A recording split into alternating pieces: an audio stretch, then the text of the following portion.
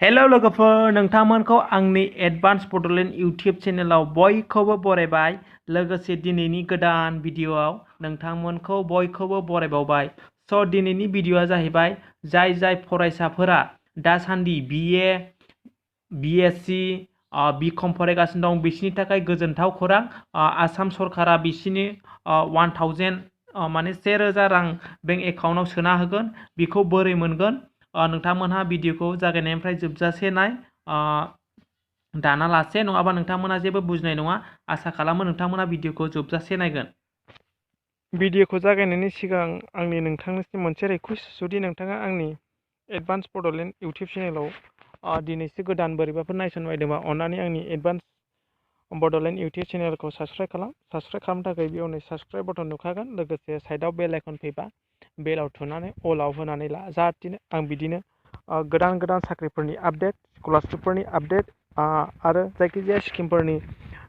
आपडेटफोरनि video हगारबा नोंथांमोना गिबिसिन नुनो हायो बिदिनो आंनो गोबां भिडिअ हगारनाय दं नोंथांमोना बिसोरखौबो नायनो हागोन थ' जों दानिया भिडिअखौ जागायदिनि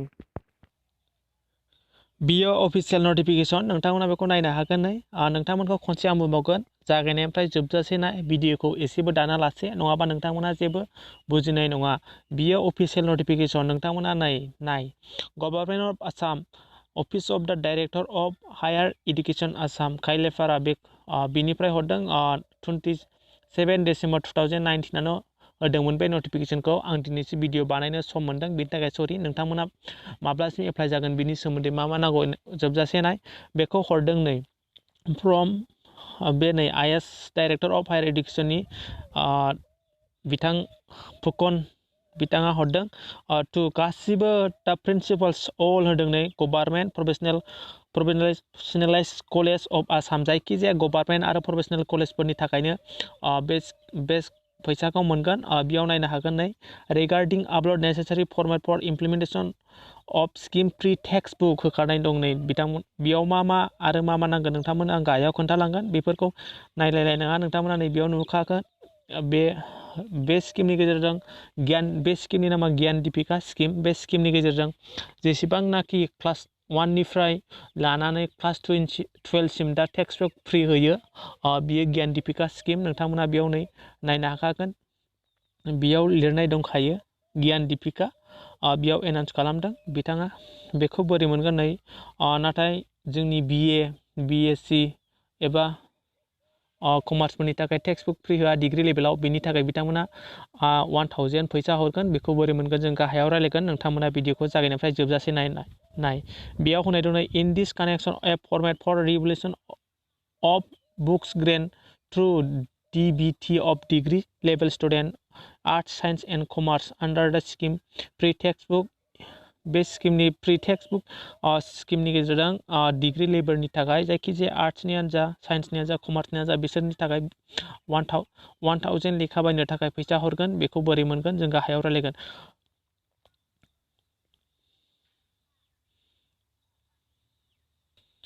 बे स्किमनि सोमोन्दै नोंथांमोना नै बेयाव नायनो हागोन एबाउट द स्किम होनाय दंखायो नोंथांमोना बेखौ नायबानो जाबाय आं भिडिअनि डिसक्रिपसनाव बिनि लिंकखौ होखागोन नोंथांमोना डाउनलड खालामनानै नायनो हागोन नोंथांमोना बिदि होननानै डाउनलड खालामहैथ'नाङा नोंथांमोनखौ आं एसे खोन्थानो सोर माबायदि मोनगोन बिथांमोनखौ आं खोन्थागोन नोंथांमोना बेयाव नै होनाय जागोन eligibility target group financial assistance under the scheme will be provide to all the degrees student of arts science and commerce of government provincialised college in Assam in the financial year 2020 जायखिजाया बे डिग्री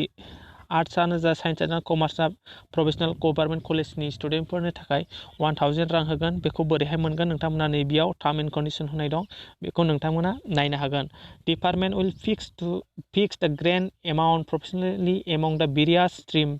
आउट ऑफ द budgeted amount on basis of number of student enrollment बेयाव होनाय दंखायो grant department बे higher education डिपार्टमेन्टआ बेखौ fix खालामखानाय दं मिनिमाम नै 1000 each science arts and commerce स्टुडेन्टफोरनि थाखाय बेखौ बोरै मोनगोन बेयाव नै होनाय दंखायो जायखिजाया नोंथाङा लेखा दखानाव थांनानै 1000 नि लेखा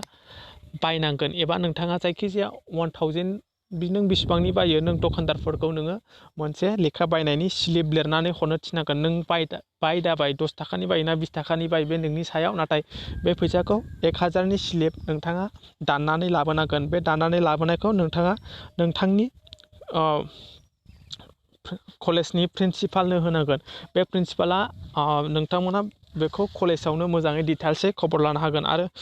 बेयाव मा होफानांगोन नै बेंक एकाउन्ट बे बेंक एकाउन्टआव डाइरेक्ट नोंनि एकाउन्टआव बे 1000 फैसा हाबफैफिनगोन नोंथाङा नोंथांनि कलेजनाव मोजां खबर ला जायखिजाया नोंथाङा लेखा बायदो 1000नि गाहायाव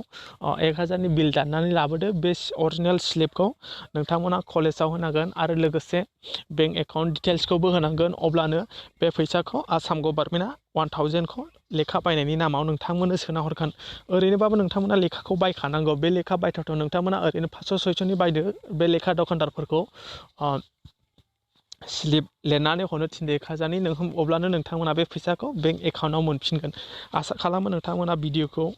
जोबजासे नायदों आरो मोजां मोनदोंबा भिडिअखौ लाइक खालाम आरो आंनि चेनेलाव गोदानबा अननानै आंनि चेनेलखौ साबस्क्राइब खालाम आं बेबायदिनो गोदान साख्रिफोरनि आपडेट स्कलारशिपनि आपडेट जायखिजाया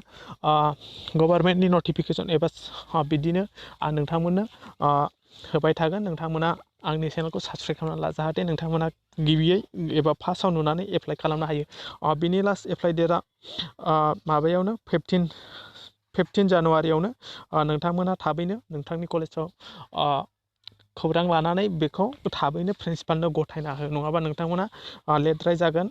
नङाबा मोननाय नङा आसा खालामो नोंथांमोना भिडिअखौ मोजां मोनदों भिडिअखौ मोजां मोनदोंबा लाइक खालाम आरो नोंथांनि लोगोफोरनिसिम शेयार खालाम जाहाथे नोंथांनि लोगोफ्राबो बे स्किमखौ मोननो हायो एबा मोनथिनो हायो दिनैनि भिडिअआ एसेनोसै थेंक इउ नेक्स्ट भिडिअआव नोंथांमोनखौ लोगो मोनगोन आसा खालामो नोंथांमोना चेनेलखौ साबस्क्राइब खालामनांगोन थेंक इउ